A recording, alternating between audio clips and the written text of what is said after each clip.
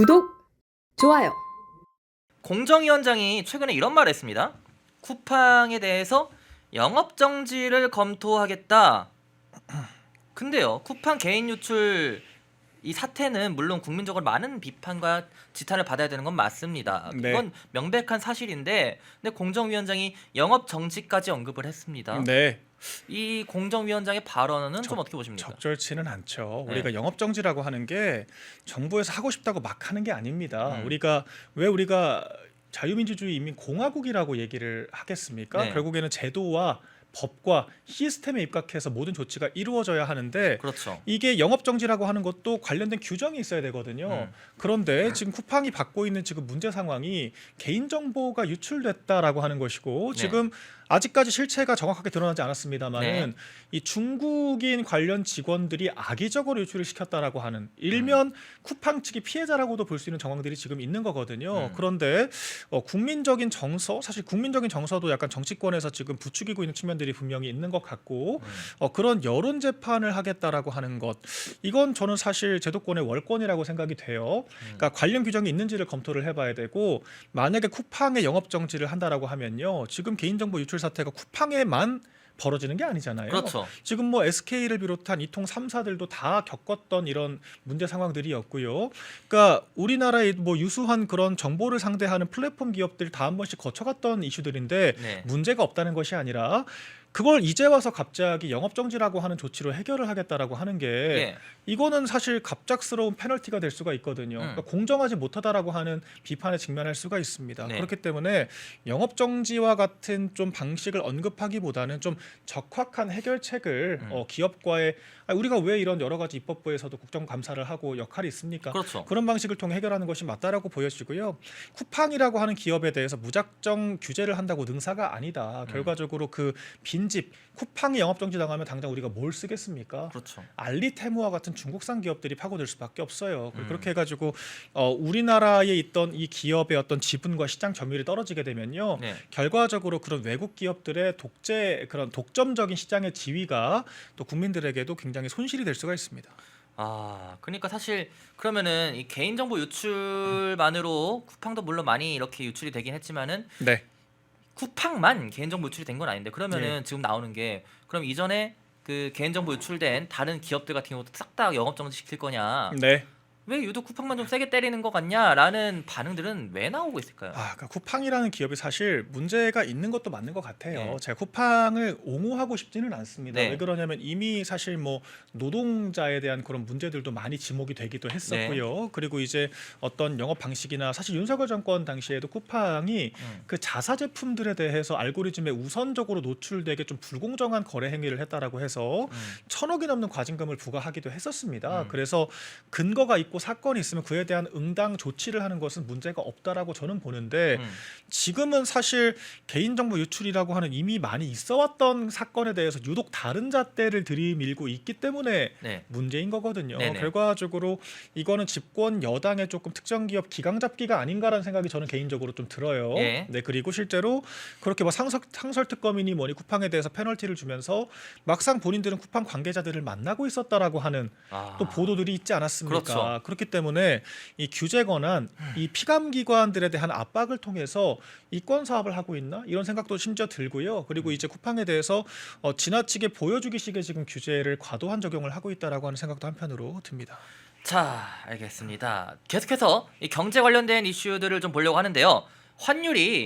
오늘 환율이 지금 현 시점 기준으로 얼마냐면요, 원달러 환율 1,473원입니다. 네. 지난번에 이재명 정부가 구두 개입하고 뭐 국민연금 만지작거리고 해가지고 내리긴 했어요. 그때 정말 많이 내렸었는데 1,420원대까지 내려갔었는데, 네. 지금 또 1,473원이고, 이러다 보니까 고환율 여파로 물가 상승도 네. 이제는 뭐 나왔죠. 보고서까지, 그런 전망까지 나왔죠. 물가 상승 안 봐도 뻔하다, 뭐 네. 이런 집값 상승까지 다 이어지고 있는데, 그렇죠. 이번 경제와 관련된 2026년 신년 들어서 대한민국 경제는 좀 어떻게 보십니까? 일단은 우리가 환율이 뭐 말이 구두 개입이었지 연기금 투입했다는 거 다 알고 있잖아요. 그렇게 해가지고 지금 1,420원까지 잡았다라고 평가를 받았는데, 지금 한 달이 됐습니까? 두 달이 됐습니까?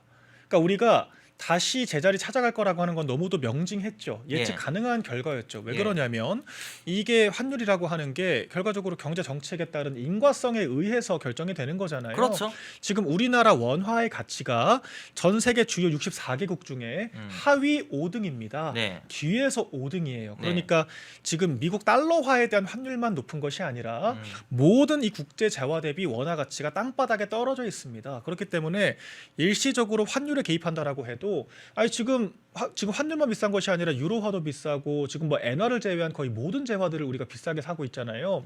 환율만 개입하는 것 자체가 이미 보여주기식의 그런 경제 개입이라 문제가 있고 실효적이지 않다라고 저희가 지적을 했던 건데 예. 그마저도 뭐 한두 달은 갈 줄 알았어요. 그런데 어. 지금 몇 주가 안 돼서 다시 그대로 지금 다시 원위치. 상승을 하고 있거든요. 예. 그러니까 너무 지금 참담한 거죠. 그러니까 지금 환율 문제를 해결하는 것이 아니라 그저 우리 국가 국민들의 노후 자금을 활용해서 땜질식 처방만 했다라고 하는 게 너무 단기간에 입증이 된 겁니다. 이거 심각한 문제라고 생각이 되고요. 예. 그리고 이런 문제가 계속될 수밖에 없다라고 보여져요. 왜냐하면 우리 한국은행은 금리를 추가 인하를 하겠다라고 얘기를 하고 있거든요. 맞아요. 금리를 추가 인하하겠다는 것은 돈을 더 풀겠다라고 하는 건데 돈을 더 풀면 우리나라 원화 가치는 더 떨어지겠죠. 이게 악순환의 연속 아니에요, 이거는? 그렇죠. 그렇기 때문에 지금 근본적으로 정책 전환을 해야 되는 건데 네. 정책 기조를 바꿀 생각이 없고 어. 노후 자금으로 지금 쌈짓돈처럼 땜빵을 하고 있으니까 지금 전혀 답이 없는 지금 정책을 하고 있는 거죠. 근데 그러면은 환율 사태에 대해서 지금 이재명 정부의 인사들은 지금 청와대에 엄청난 그 많은 인원들이 있지 않습니까? 이재명 네. 주변에.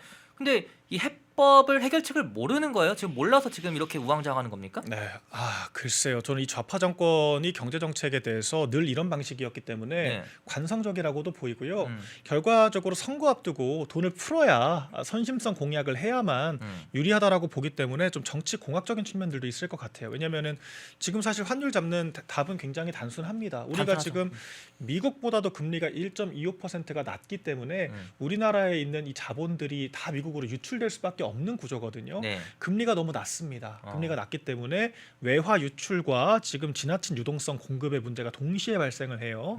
간단하게 문제를 해결하려면 금리를 높이면 됩니다. 예. 금리를 높여서 미국에 준하는 수준으로 맞춰주면 외화 유출이 줄어들게 되고 대신에 가계부채 부담은 조금 늘어나게 되겠죠. 네. 그리고 이제 물가는 잡을 수 있습니다. 환율을 잡을 수가 있죠. 그런데 그렇게 되면은 이제 물가가 잡히지만 당장 이 이자 부담이라고 하는 게 너무도 즉답적으로 이 가계부채 부담이 다가오기 때문에 와닿죠. 이제 그런 의사결정을 하게 되면은 당장 국가를 위해선 필요하지만 선거 인기 유지에는 이게 안 좋은 영향을 미칠 수 있다라고 하는 판단을 할 수밖에 예. 없다는 거죠. 그리고 결과적으로 정치적으로 의사결정을 하고 있기 때문에 지금 국가 경제가 위태로울 수밖에 없다라는 생각이 들고요. 예. 그러면은 사실 정부 재정 지출이라도 줄여야 되는데 지금 재정 지출도 줄일 생각이 없죠. 그렇죠. 그지 국방부의 그 예산 미지급 사태 등을 봤을 때는 그것도 심각한 거 아닙니까? 나라에 지금 돈이 없습니다. 제가 아니 봤을 어떻게 때. 군인들한테 돈을 밀릴 수가 있어요? 말이 안 나라를 되죠. 지키는.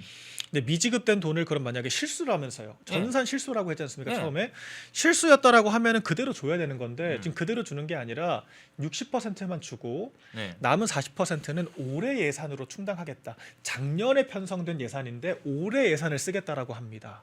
돌려막기거든요. 카드 돌려막기 그런 비슷한 거네요. 돌려막기입니다. 예. 그래서 지금 정부 예산을 돌려막기 한다. 이거는 전산 문제가 아니라 정말 돈이 없구나라고 추정할 수밖에 없는 지금 문제 해결 방식이에요. 그러다 일 터지는 거 아니에요?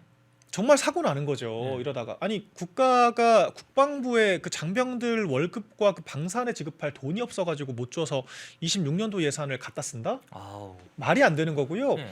이런 전례가 남잖아요. 그러면은 다 연말에 사업 편성해가지고 대충 내년도 예산으로 쓰면 되지 해버리면 이 방만한 예산 운영과 이게 일종의 꼼수가 되는 거예요. 그렇죠. 예산은 1년 단위로 편성을 하게 되어 있습니다. 그리고 추경을 하려면 또 의회 동의를 비롯해서 엄밀한 절차를 거쳐야 됩니다. 지금 네. 이런 식으로 저는 우리 집 가계 경제도 이런 식으로 운영하지는 않아요. 그런데 국민의 혈세를 집행하는 예산 집행 과정이 이렇게 불투명하고 이렇게 부적절할 수가 있나 의구심이 들고 지금 여러 가지 정황들을 봤을 때 네. 우리 경제가 정말 위태로운 상황까지 갔다. 이런 생각이 듭니다. 근데 또 한편에서 이런 말을 합니다. 경제 얘기할 때 네. 아니 코스피 오르잖아. 코스피 오르면은 우리나라 경제도 좋은 거 아니야? 코스피 5천 코스피 가겠던데? 라는 발언들을 네.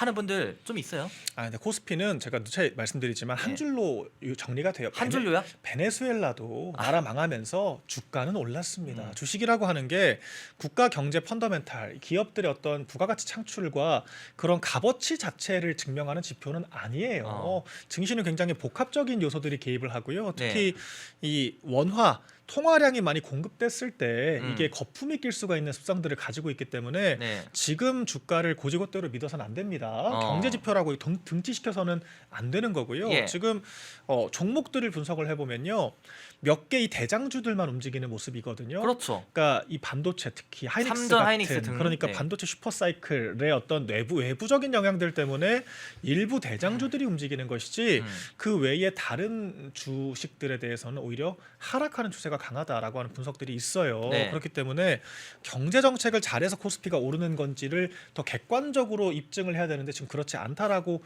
저는 생각을 하는 거고요. 그리고 지금 환율, 물가와 지금 인플레이션 우려가 굉장히 크기 때문에 오히려 증시로 돈을 벌어도 버는 게 아니다라고 보는 것이 맞다. 더 중요한 지표는 환율과 물가 같은, 이거는 사실 있는 그대로의 지표예요. 그렇죠. 우리가 수입을 할 때 얼마나 비싸게 사야 되는지, 당장 가계의 어떤 생활비 부담이 얼마나 커지는지를 즉답적으로 보여주는 지표가 바로 이와 같은 지표들이기 때문에 네.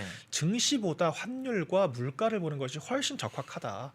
이런 말씀 드립니다. 네. 네. 자, 지금 하이 HI님, 네, 하이님 같은 경우에는 홈플러스에 장 보러 가면 몇 대 물건이 없다. 그리고 네, 군무원들, 군인 아까 언급하신 이제 뭐 군인 예산 뭐 이런 것들 또 얘기해 주셨고, 네, 이제 뭐 예산 리볼빙이다, 예산 깡이다. 아이고, 그렇죠. 예산 리볼빙. 리볼빙.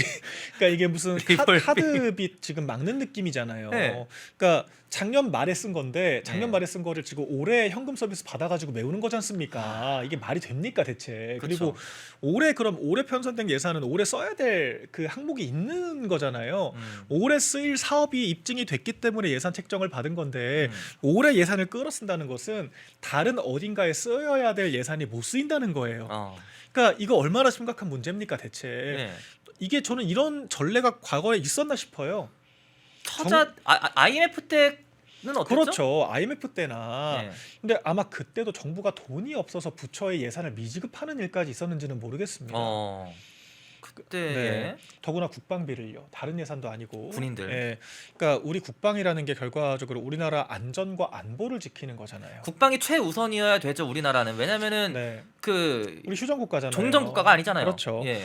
그리고 휴전 국가가 100번 양보에 아니라고 하더라도 우리가 국가를 세우는 이유가 뭡니까? 국방입니다, 국방. 그렇죠. 그러니까 이 공공재를 생산할 수 있는 정부가 필요하다. 그게 아니라 무정부주의자로 가는 거예요. 네. 그냥 시장에서 자유롭게 우리가 교역하고 교류하면 되는 건데 왜 우리가 국가를 만듭니까? 여러 이유가 있겠지만 가장 핵심적인 것이 국방인 건데 예. 국방부 예산을 이렇게 그 미지급을 하는 사태가 있고 그것을 전산 문제 때문이라고 차일피일 변명만 하다가 지난주 금요일에 다 준다면서요. 결과적으로 올해 예산으로 땜빵을 하겠다? 네. 정말 이거는 수천억에 대한 예산을 그렇게 뭐 몇백만 원도 아닙니다. 수천억 원을 그렇게 처리를 졸속으로 하겠다는 것은 너무도 충격적인 사건이죠. 네.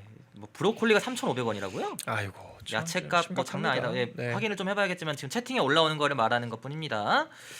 네, 자 그래서 이제 또 뭐 오늘 박민영 대변인이 네. 이후에 바로 바로 네. 여러분들 팬행경제 유튜브에 팬행경제 치시면 바로 넘어갈 예정인데 일단 그 전에 오늘 방송 마무리 총평까지 하고 이제 넘어가실 건데 네, 좋습니다. 총평 좀 부탁드릴게요. 예. 일단은 우리가 지금도 뭐 경제나 안보적으로 굉장히 위태로운 상황들이 있죠. 환율이 계속해서 그러니까 국민 연기금을 도입해서 노후자금을 저당을 잡았음에도 불구하고 이렇게까지 지금 몇 주 만에 다시 올라간다라고 하는 것 자체가 그리고 네. 제가 이제 환율을 통해 차익을 실현하는 입장이라고 생각을 하더라도요. 네. 네, 그게 아니 어차피 정부가 일시적으로 개입을 한다라고 해도 어쨌거나 지금 여러 경제 구조를 봤을 때 올라갈 수밖에 없다라고 하면요. 네. 당연히 환율을 계속 사고자 하겠죠. 그렇죠. 계속 오를 수밖에 없는 지금 상황인 것이고 수출 개선이 안 되기 때문에 이 경제 위기가 계속해서 지속될 수밖에 없는 위태로운 상황이라는 게 굉장히 지금 중요해 보입니다. 그리고 오늘 미처 다루진 못했지만 이 주말간 있었던 북한 무인기 소동 이거 굉장히 심각해 보여요. 네, 왜냐하면 북한에서 아니 김여정이 거짓말을 했을 수도 있잖아요. 그러니까 근데 뭐 지금 무인기가 뭐 동호회인가요? 네, 예. 우리나라 동호회. 그렇죠. 예. 근데 아직 뭐 네. 제대로 밝혀진 건 없잖아요. 없습니다. 그러니까 수사를 하겠다라고 한 건데 그거는 김여정이 한 말을 100% 사실이라고 전제를 하고 네. 국군이 안 했으면 민간인이 했겠지라고 지금 국민들에게 지금 그 칼자루를 지금 돌리고 있는 거잖아요. 예. 방향을. 예. 그러니까 이런 것들이 과연 적절한 태도인가? 그리고 이런 경제 이런 대내적인 위기 상황에 대해서는 한마디를 못하면서 김여정의 한마디에 지금 4번이나 해명문을 올리는 이런 정부의 태도가 과연 국가와 국민의 이익을 우선시하는 태도가 맞는가? 많은 분들이 의구심을 가지실 것 같습니다. 그렇기 때문에 네. 이런 위중한 상황에서 또 저희 야당이 발빠르게 집안 정리를 하고 네, 대여 투쟁에 일선에서 맞서야 한다라고 하는 생각을 많이 하고요. 이제 계속해서 응원의 목소리 내주시면 감사하겠다는 말씀도 전하겠습니다. 펜앤마이크에서 추천하는 영상도 보고 가세요. 다른 영상도 즐기시려면 구독 버튼을 꼭 눌러주세요.